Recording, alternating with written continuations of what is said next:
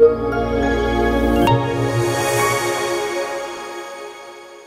semua, bertemu kembali bersama saya Mutia di channel Bumi Aku Academy, di mana Bumi Aku Academy merupakan ruang belajar bersama. Salah satu yang akan kita pelajari adalah komunikasi. Nah, di episode kali ini kita akan membahas mengapa sih kita perlu belajar komunikasi? Setiap orang berkomunikasi, komunikasi berada dimanapun dan kapanpun. Karena itu komunikasi identik dengan sifat ubiquitous atau sifat serba hadir. Karena sifat serba hadir dari komunikasi membuatnya terasa hambar dan sangat rutin serta otomatis. Tahu kan ya, sesuatu yang sama dan rutin dan selalu dilakukan berulang-ulang pasti deh akan menimbulkan rasa bosan dan terasa hambar. Kalau sudah demikian, semua orang merasa bisa berkomunikasi tanpa harus belajar ilmu komunikasi sedikit. Memang betul sih, aktivitas ini sering kita lakukan. Tetapi jangan lupa, tidak sedikit juga relasi sosial kita berantakan karena buruknya komunikasi yang kita lakukan. Karena itu perlu upaya belajar terus-menerus agar kita dapat mengoptimalkan kemampuan berkomunikasi demi harmonisasi kehidupan kita. Mengutip kalimat dari Ibrahim El-Fiqi yang membuat perumpamaan yang menarik tentang komunikasi. Katanya begini nih, komunikasi itu ibarat obor. Segelap apapun suatu malam, ia akan selalu menerangi jalan di depanmu. Proses komunikasi seperti proses membuat ruang harapan di dalam kehidupan orang lain. Dari sini, ruang harapan harus bisa menenangkan hidup Anda. Selain sifatnya yang serba hadir dan otomatis, komunikasi juga dipandang sebagai upaya perekat hidup manusia. Dengan melakukan komunikasi, terjadi hubungan dan interaksi. Akan tetapi, komunikasi juga sering dipandang sebagai kekuatan gaib. Kenapa ya sebagai kekuatan gaib? Karena banyak masalah yang timbul dalam kehidupan sosial selalu dikaitkan dengan komunikasi.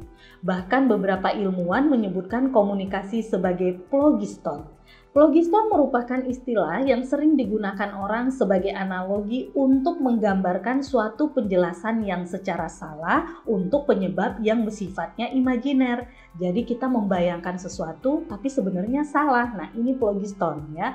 Tidak ada persoalan dari waktu ke waktu yang tidak melibatkan komunikasi.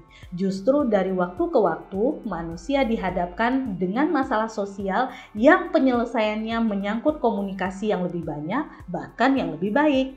Setidaknya, semua kesalahpahaman yang kemudian menimbulkan konflik antar manusia, baik dalam bidang sosial, ekonomi, politik, dan lain-lain, dinyatakan sebagai kesalahan komunikasi. Kasihan juga ya komunikasi selalu disalahkan.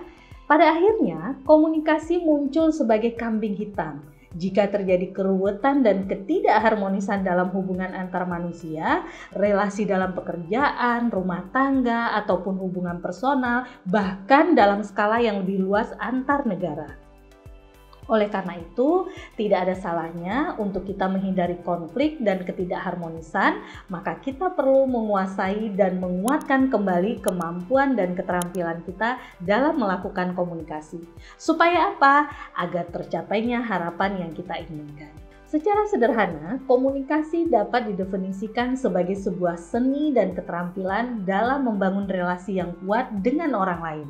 Sekaligus juga definisi komunikasi yang lain juga menunjukkan bahwa komunikasi ini merupakan kemampuan untuk memberi kesan dan pengaruh di dalam diri lawan bicara kita.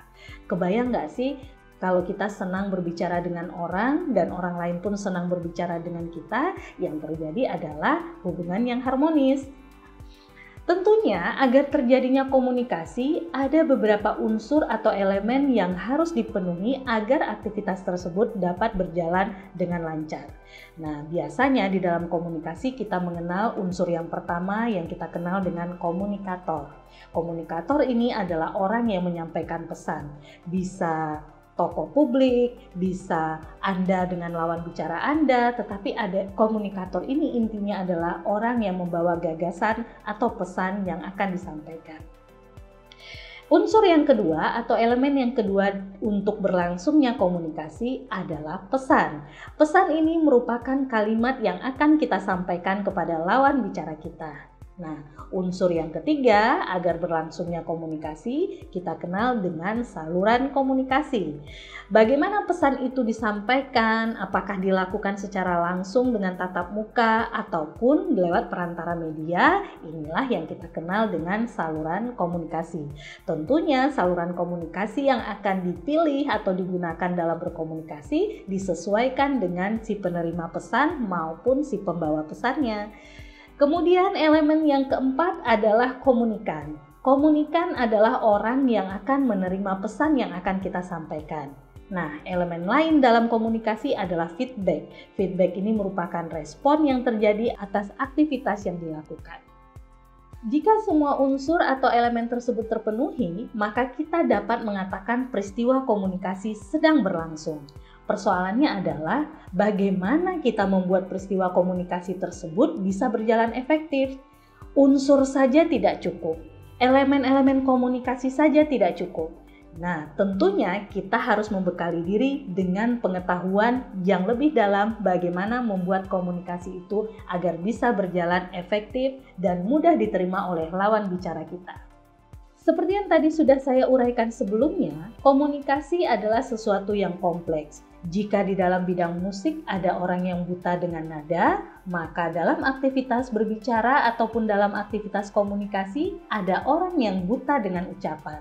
Mereka hanya sekedar berbicara tanpa tahu makna ataupun tujuan dari aktivitas yang dilakukan. Sehingga pada akhirnya mereka merasa tidak didengarkan oleh orang lain, tidak berdampak apapun, dan lain sebagainya. Karena itu tadi, komunikasi hanya dilakukan sebagai aktivitas yang seadanya.